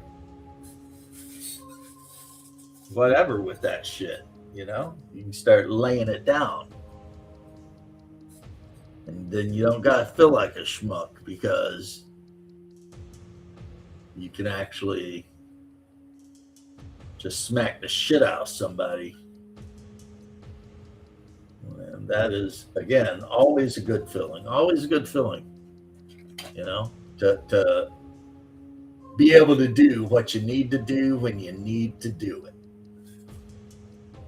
That's basically what I'm talking about over here. Being able to do whatever you need to do when you need to do it.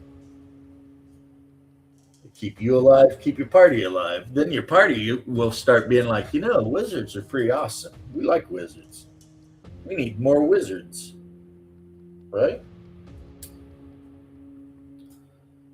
Next thing you know, you're the most popular guy in the group. You're getting all the chicks. Like everyone loves you. Like you show up at the game and people are like, it's the wizard! Yay! Yay! Yay! Wizards rule! Right? Then you're walking through town, big pimping, like Jay-Z and shit. You're like,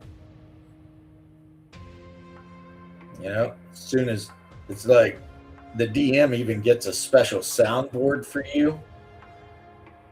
As soon as the combat starts, you hear that dun dun dun dun, beep beep beep beep beep beep, dun dun dun dun, beep beep beep beep beep. That's right. And your wizard's just all like big pimping, rolling on fresh whatevers, and like I'm saying, like Jay-Z, man. And why? Because you followed my 2 pieces of advice. You followed my 2 pieces of advice, and it led you to Valhalla. Right? You're there, and you're like, witness me. And like all the other guys in your group are like, oh shit. See? I'm always looking out for the bros. You don't even need to spray your face with the silver here. So, step 1, if you want to be super awesome in a role-playing game, is to play the most awesome role-playing game, Hyperborea. And step 2 is, if you just absolutely have to play a wizard, as soon as you get to level 4, take longbow. No, that would be step 3, because step 2 would, if you're playing a wizard, then make sure your second highest attribute is Dex. Intelligence and then Dex. Whatever you got to do. Intelligence and Dex. And then step 3 is make it to level 4. And if you got to hide behind, the fighter's coattails and shit for a little while, he's going to be cool with that because he knows what's going to happen. So it's like, for the fighter, you're the investment, right? You can go walk up to the fighters and be like, bro, you keep me alive for a few levels, and I am going to turn it up in here, and we are just going to wreck shit. And the fighter, if he's not an idiot, he's going to be like, that sounds like a great investment to me. I will put my ass on the line for you. Get you where you need to be, and then we will rock shit like heroes, right? And then, like I said, then that next step is level 4, pick the longbow. And then after that, profit. So if we're doing the meme, it's like step 1, play Hyperborea. Step 2, pick Dex. Step 3, get to level 4 and choose longbow. Step 4, profit. and you never have to worry about any of the other players in your group talking behind your back about what useless piece of whatever you are. Like what happens with some wizards, certain wizards, they show up and everybody's just like, this guy, he's useless, you know? He casts a sleep spell and then he's got to go cry or some shit, right? And they're saying that because you never told them what the plan was. But if the fighters and everybody know what the plan is, then they're all like, this guy over here, yeah, that's an investment in our wealth. Keep him alive. When he hits the right level, he can empty those spells out however he wants, and then he can spend his time hunting enemy wizards. And that is straight up. That is the real deal, the real McCoy, all the real things you can think of right there. Right, Hungar? Can I get an amen on that, Hungar? I think I should. I think Hungar should be like, yeah, give that guy an amen. Amen. Brothers and sisters. Just trying to teach you guys how to dominate at the best D&D game of all time. Because I want to see you do good or bad. But either way, I want you to be very, very good at doing whichever one you are doing. So, yeah. See, we'll turn this into like, I mean, since I am probably one of the number one evangelists for Hyperborea on the YouTubes, maybe I need to get some like organ music behind me, start coming out like with a big hat and start talking like one of those tent revival preachers. And then when I say something I think is smart, I'll be like, can I get an amen from all you pimps out there? I mean, I didn't invent that idea. That's actually a guy named Fleekazoid that does that. And I think it's hilarious when I see Fleekazoid just going off. And I've got a rule. If I like what something is, I will steal it. I will borrow the idea. I mean, I'm not actually going to try to go anywhere with it. It's his idea, but it's a good idea and it's hilarious. You know, give me an amen on that. That's right. I like Fleekazoid's game rating system. He has like the coolest rating system for video games ever. Basically, if the video game has chicks with really big boobs, he always ranks it very high. But if it has like nothing but ugly chicks, it gets a low rating. That is the Fleekazoid way. And I'll tell you what, I've become a disciple of the Fleekazoid school of, is a game good or not? If it's got a bunch of hot chicks running around in it, it's probably a good game. You know, probably a game that your average pimp out there could enjoy. You know, have a good time with. But if all the women look angry and pissy all the time, ain't nobody wants that shit. I know I don't. I mean, real life is shitty enough without having to go into a video game to have some woman treat you like shit. I mean, thank God my wife doesn't, but I think you guys understand what I'm saying.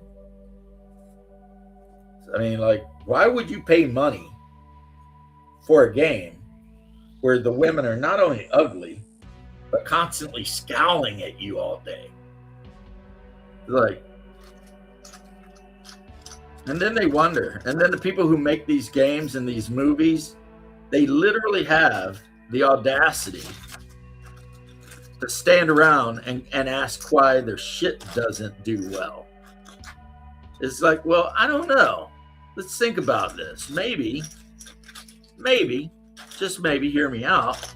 If you made the character likable, have a decent personality, and not look like she done been ran over by a freaking diesel train, then maybe people would like it. But you pick the most mid of mid chicks, if mid, and then you have them treat everyone they encounter like an asshole. And then what? You wonder why people watching the movie are like, fuck that movie? I mean, seriously. Seriously, man. It's like, really? You idiots are wondering why Supergirl didn't do well? I can tell you. I can tell you how. You know how they could have fixed Superdog or Superdog. That's what they should have called it. Actually, Superdog.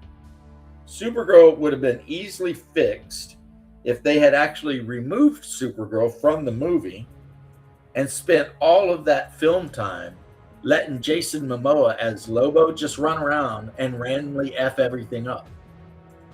And maybe writing some like corny jokes in between.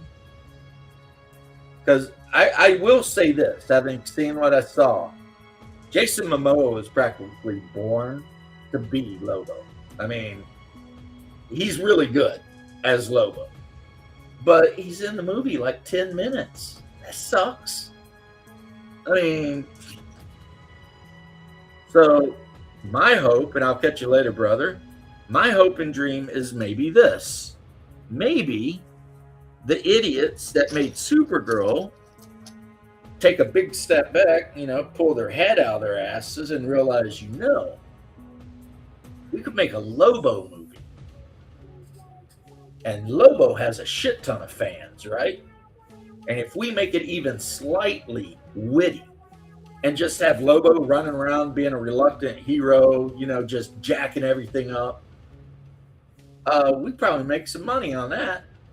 I bet you they would too. Do like a weird kind of Guardians of the Galaxy type thing, except Lobo instead of Star-Lord. Writing some witty responses. If you have to, watch old Clint Eastwood and Schwarzenegger action films to get your witty responses, if that's what you got to do. And just have a big burly guy in death metal makeup cruising around on his freaking space motorcycle doing shit. I mean, Marvel has got Deadpool. And obviously, based on the way some of you guys were treating me the other day, some of you guys like Deadpool a lot. Like, want to marry him, maybe go up a tree and kiss him. Fine. Okay, that's fine. DC has an answer to Deadpool, and that is Lobo. So, as if you think the Deadpool movies are good, and I would argue they're very good, I enjoyed them very, very much, then the Lobo movies practically write themselves, right? A mortal dude who can't die and is like super good at killing things. I mean, let's be honest. The other day, I think it was you, Steven, that were calling me out about my Deadpool shit, right? Okay, you want two heroes to fight. Deadpool versus Lobo. And I can tell you right now, it's Lobo is going to win that fight. Why? Because he can't die just like Deadpool. And he's like, I don't know, better fighter, better with a gun, big, strong, Zarnian. There used to be part of the lore where if he bled everywhere his blood dropped, it formed a clone of him. I think they took that out.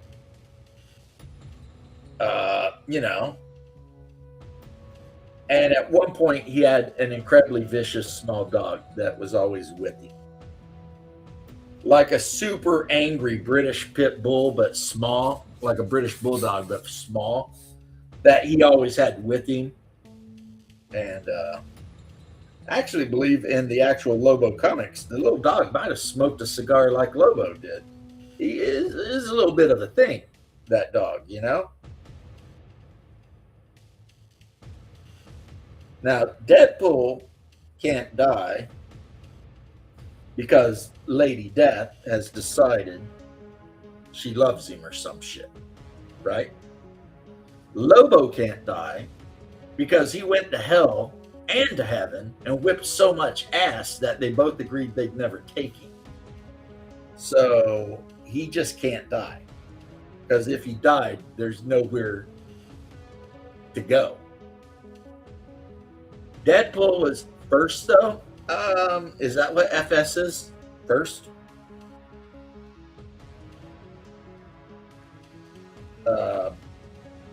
I hope you're not saying Deadpool was first, because you would be wrong. Special Forces, oh yeah, you got that. Green Beret, baby. Lobo committed genocide on his own species because he wanted to be the only one when he was in school. Now, did it work out? No, because there's a female Lobo out there too. So there's actually 2 Zarnians. He is not the last.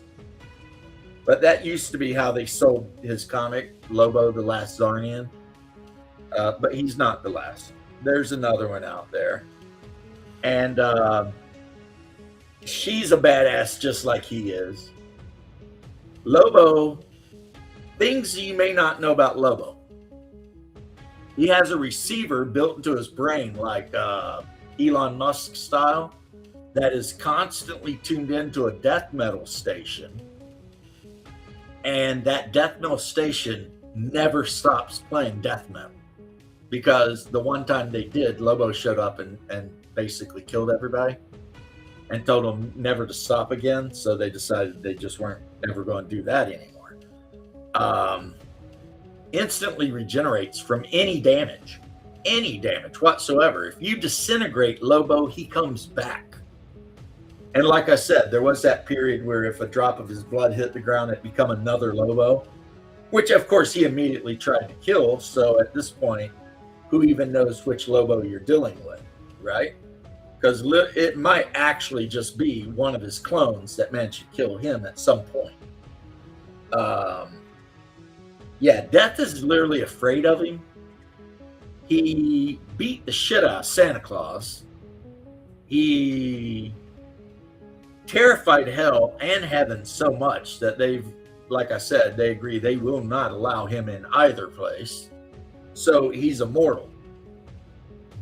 Heaven and hell got together and decided to make Lobo immortal so that they would never have to deal with him. Like when he died, he went to hell. And the devil thought, yeah, we're going to have a good time with this guy. No, Lobo just started effing everything up. Started whipping everyone's ass, running amok. So the devil kicked him out of hell. Was like, this dude can't be down here. He's got issues, right? And then on top of that, again, I love Deadpool. Don't get me wrong. I love Deadpool. I remember the comics and all that shit. Lobo comics are about 20 years older than Deadpool, at least 10.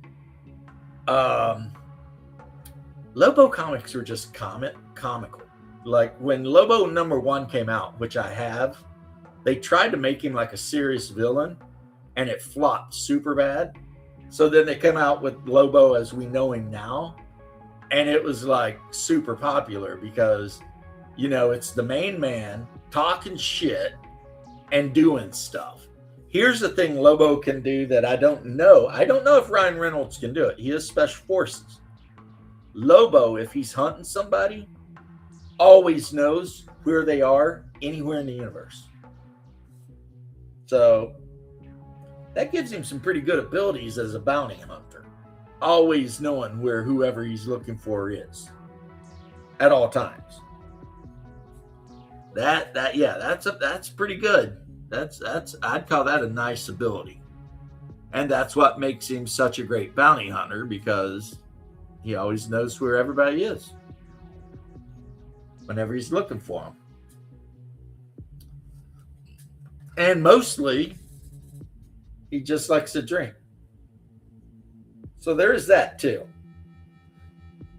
I mean, if you want Lobo to not be an absolute menace, leave him alone and let him drink, and he will he'll hang out at the bar and he'll hang out and drink, and it won't be an issue. Well, until he gets bored and he decides to pick a fight, because we are talking about Lobo here. But yeah, Special Forces. And what was that mission in Jacksonville? I can't tell you, but they have an amazing app. Like, why was there a Special Forces team in Jacksonville? What were they doing? The world will never know. Anyway, I'm taking off. I'll catch you guys later. Peace and love. Have a good one. This has been me ranting on Monday about stuff, and I hope you at least enjoyed some of it, and I will see you the next time I see you. Hasta la vista. Adios. Auf Wiedersehen. Ciao. Adieu. Das Vidania.